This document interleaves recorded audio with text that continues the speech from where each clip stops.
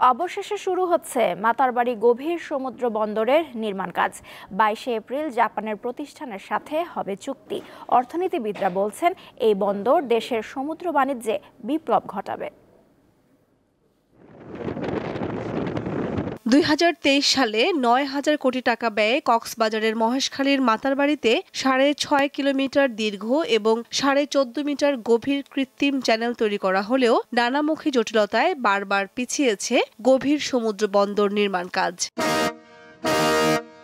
বন্দরের কার্যক্রমের জন্য 460 মিটার দীর্ঘ একটি কন্টেইনার জেটি এবং 300 মিটার দীর্ঘ আরও একটি মাল্টিপারপাস জেটি সহ মাতারবাড়িতে টার্মিনাল নির্মাণ করবে জাপান। চট্টগ্রাম বন্দরের চেয়ারম্যান জানান, 22 এপ্রিল জাপানের প্রতিষ্ঠান পেন্টা ওশান ও থোয়া কর্পোরেশনের সঙ্গে চুক্তি করতে যাচ্ছে চট্টগ্রাম বন্দর কর্তৃপক্ষ।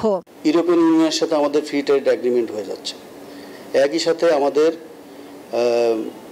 জাপান, কোরিয়া, চায়না এদের সাথে হলো আমাদের একটা regional comprehensive economic partnership agreement নামে একটা এগ্রিমেন্ট হচ্ছে। এটাও 2027-এর মধ্যে ইমপ্লিমেন্ট হয়ে যাবে। অর্থনীতিবিদরা বলছেন, মাতারবাড়ি গভীর সমুদ্র বন্দর হয়ে গেলে 80,000 থেকে 1 লাখ টন ধারণ ক্ষমতার কার্গো সরাসরি ভিড়বে জেটিতে।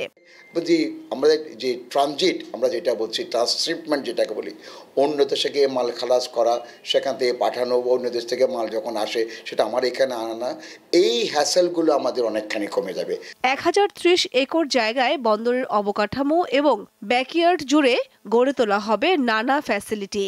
ফলে কর্মসংস্থান ও সামাজিক সমৃদ্ধির পাশাপাশি দেশের অর্থনৈতিক চাকায় বাড়বে গতি। আমাদের এই ডিপ সি পোর্টের মাধ্যমে ভারত, নেপাল এবং আমাদের মধ্যে একটা বাণিজ্যিক সুসম্পর্ক হবে। ব্যালেন্স অফ ট্রেড আমরা বলি, সেটার যে ইমব্যালেন্সটা আছে সেটা আমি মনে করি নির্মূল্য হলেও অনেকখানি কমে আসবে। মাতারবাড়িতে 2018 সালে হাতে নেওয়া প্রকল্পটি 2026 সালের ডিসেম্বরে শেষ হওয়ার কথা থাকলেও 2029 সাল পর্যন্ত বেড়েছে প্রকল্প বাস্তবায়নের সময়ক্ষেপণের কারণে 6,196 কোটি টাকা থেকে 2 দফায় খরচ বেড়ে এটি দাঁড়িয়েছে 24,381 কোটিতে, যার পুরোটাই দিচ্ছে জাইকা।